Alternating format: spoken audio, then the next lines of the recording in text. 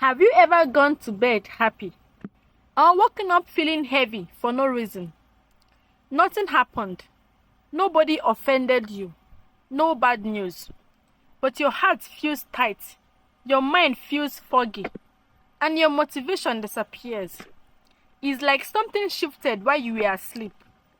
Many people ignore moments like that. But what if the real battles don't happen during the day? What if they happen when we are unconscious? And what if there is a specific time most people are sleeping, but some people are fighting? Let me tell you a short story. A woman that we called Miriam shared her testimony during a small gathering in Nigeria. Her voice was calm, not dramatic, not emotional. But what she said made the room completely silent.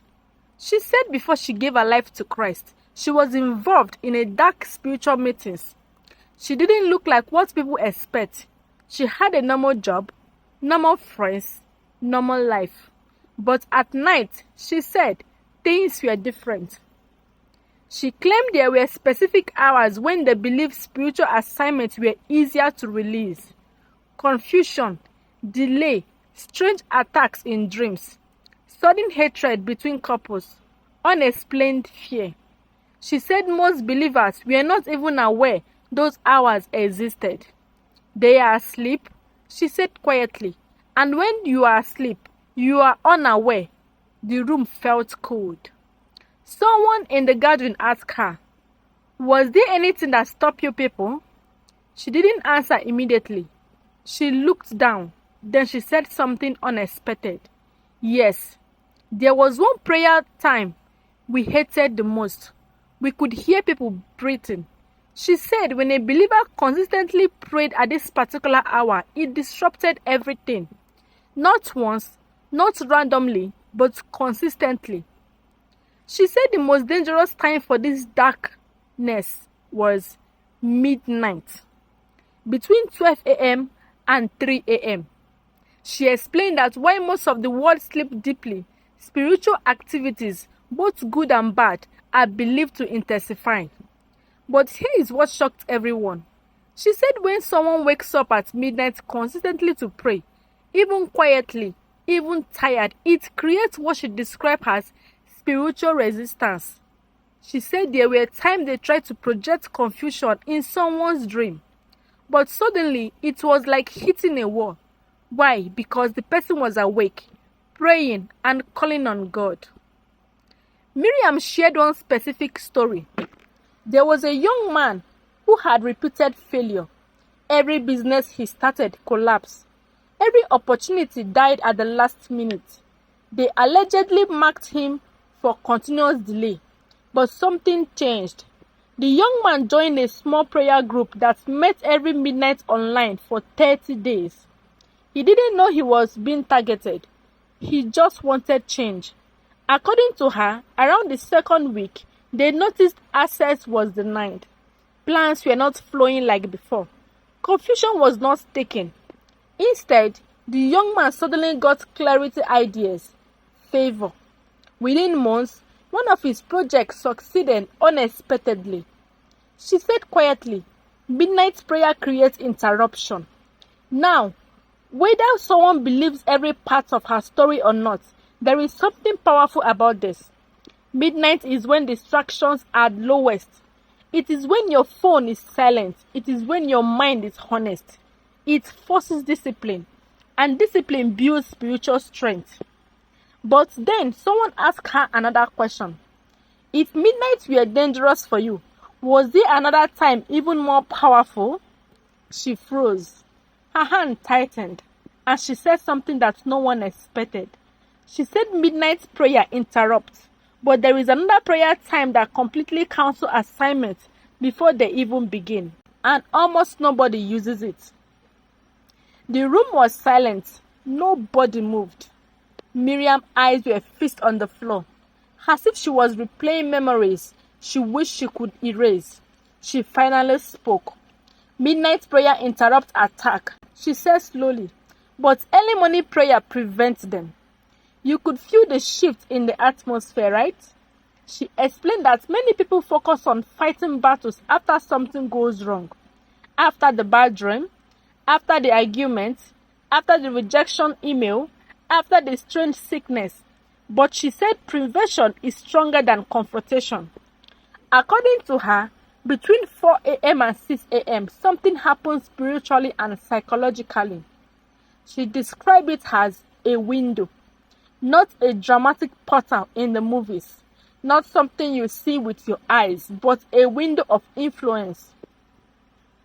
She said, during that time, many assignments were planned for the day ahead. Small seed planted quietly. A delay here, a misunderstanding there, an accident narrowly arranged, a sudden wave of discouragement before an important meeting. Tiny shift, nothing obvious, just enough to throw someone off balance. She shared another story. There was a woman, a mother of 2, who was about to receive a promotion at her workplace. It was almost confirmed. Everything looked perfect. But Miriam said they attempted to steer confusion around her name. A small issue was meant to be exaggerated, just enough to cancel the promotion. But something kept interfering. Every single morning at 4 a.m., this woman would wake up, not because she was afraid, not because she sensed danger. It was simply her habit. She would sit quietly in her living room, read a psalm, pray for her family, and commit her day into God's hand. She didn't shout, she didn't panic. She didn't even know she was being targeted. Miriam said that consistency created a shield before they even started. When the colleague attempted to misunderstand her, clarity came instead. When confusion tried to rise, calmness took over. When tension was supposed to build, favor stepped in. The promotion went through, unexpectedly fast. Miriam looked up and said something heavy. Some people win battles they never even knew existed. Think about it. Early morning is when your mind is still fresh. Before social media, before stress, before outside voices. It is when you carry program, your thoughts instead of reacting all day. Spiritually, it represents surrender. Psychologically, it builds focus. Emotionally, it creates stability. It sets direction, and direction is powerful. Because most spiritual attacks are not dramatic possession scenes. There are distraction, mood swing, self-doubt, impulsive decision, missed timing. When your money is grounded, your day becomes harder to manipulate. Someone asked her again, so if midnight interrupts and early morning prevents, what was the most feared practice of all? She didn't answer immediately. Her jaw tightened. Then she said something that made even the pastor shift in his seat. There is something worse for darkness than prayer at a specific hour. It is when someone withdraws intentionally. She began describing believers who would suddenly go quiet for 2 or 3 days. Not posting online, not arguing, not explaining themselves, just fasting, praying and watching. She said those moments were dangerous because it meant the person had sensed resistance.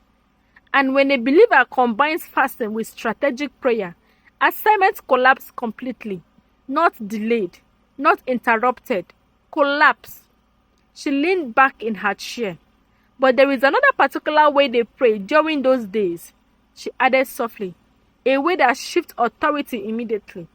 The room leaned forward because what she described next was not about time. It was about something most believers overlook, something so simple, yet so powerful, that she said it erased operation instantly, and almost nobody understands why it works. Miriam did not rush her words. She folded her hands together and said quietly, it is not the length of the prayer. It is not the volume. It is not even the fasting itself. Everyone was confused. Then she said it is authority. She explained that when people pray from fear, the atmosphere feels different. When people pray because they are scared, something bad might happen. Their words carry anxiety. But when someone prays from understanding, from identity. It changes everything. She said during fasting period, the believers they feared most were not the ones begging. They were the ones declaring, not shouting emotionally, declaring calmly, and as if they already knew the outcome. She described one man in particular. He was quiet, very quiet, not popular, not dramatic. But every few months, he would withdraw for 3 days. He would fast. He would pray early in the morning and again at midnight. But what made him different was the way he spoke. Instead of saying, "Please don't let them attack me," he would say, "No weapon formed against me will prosper." Instead of saying, "God, I hope I survive this," he would say, "I stand in the authority given to me." Miriam said there were noticeable difference in the spiritual atmosphere around people like that, because confidence shifts energy, fear invites pressure, authority pushes it back. She shared one memory that clearly stayed with her. There was a plan, she claimed, to cause sudden financial collapse in that man's life. A major contract was supposed to fail at that last moment. Everything was arranged, but 3 days before the decision, the man unexpectedly announced a personal fast. No one knew why. He just said he felt led to seek God. During those 3 days, he prayed at midnight. He prayed again before sunrise. But he did not pray nervously. He prayed as if something already belongs to him. Miriam said the plan lost structure. Confusion entered the wrong side instead. Instead of contracts failing, another company competing against him faced internal crisis. His deal was approved smoothly. She looked around the room and said, "Consistency builds sensitivity." Many people only pray deeply when something is already broken. But those who build pattern of midnight prayer, early morning alignment, and occasional fasting do something powerful. They become spiritually alert. And alert people are harder to manipulate. Whether someone believes her past involvement or not, there is something practical hidden in all this. Midnight prayer trains discipline. Early morning prayer sets direction. Fasting sharpens focus. Authority changes mindset. Together, they remove panic. And panic is often the real doorway for coerce. When your mind is stable, your emotions are grounded, and your spirit is confident, even ordinary challenges lose their power over you. Miriam then said something that made the entire gathering uncomfortable. She said, "Many believers are not defeated because witches are powerful." She paused. "They are defeated because they are spiritually inconsistent." Silence. She explained that darkness thrives on pattern, but so does light. If attacks are strategic, prayer must be strategic. If opposition is consistent, devotion must also be consistent. Then she leaned forward slightly. "There is one final practice," she said quietly. "One that is stronger than midnight, stronger than early morning, stronger than fasting." People held their breath. She said it is something available every moment of the day, not limited to an hour, not limited to a season. And when a believer truly understands it, assignments don't just fail, they stop being written at all. She began to explain, and what she revealed next changed the entire understanding of spiritual warfare. Miriam's voice became softer, almost like she was afraid to say the last part out aloud. "There is something stronger than midnight prayer," she said. "Stronger than early morning alignment, stronger than fasting." The room was completely still. "It is not a time," she continued. "It is not a ritual." She looked up slowly. "It is awareness. Not awareness of witches, not obsession with enemies, but awareness of who you are spiritually." She explained that the believer they could not penetrate were not the loudest. They were not the most dramatic. They were the ones who understood their identity. They did not wait for 12 a.m. to feel powerful, she said. They did not wait for 4 a.m. to feel protected. They carried it all day. When pressure came, they were calm. When fear tried to enter, they recognized it immediately. It was when temptation whispered, they were alert. It was like trying to push against a locked door. Nothing dramatic happened, just no access. Miriam said something that still lingers. Darkness studies pattern. If it sees fear, it presses. If it sees confusion, it enters. But when it sees steady confidence rooted in faith, it searches for an easier target. Then she stopped talking. Someone finally asked her, "So how does someone build that kind of awareness?" She didn't answer. She just said, "It begins with discipline. When it grows through understanding, something most believers skip." "What is it?" someone whispered. She stood up, adjusted her scarf, and before leaving the front of the room, she said quietly, "Many people pray for protection, but very few understand authority."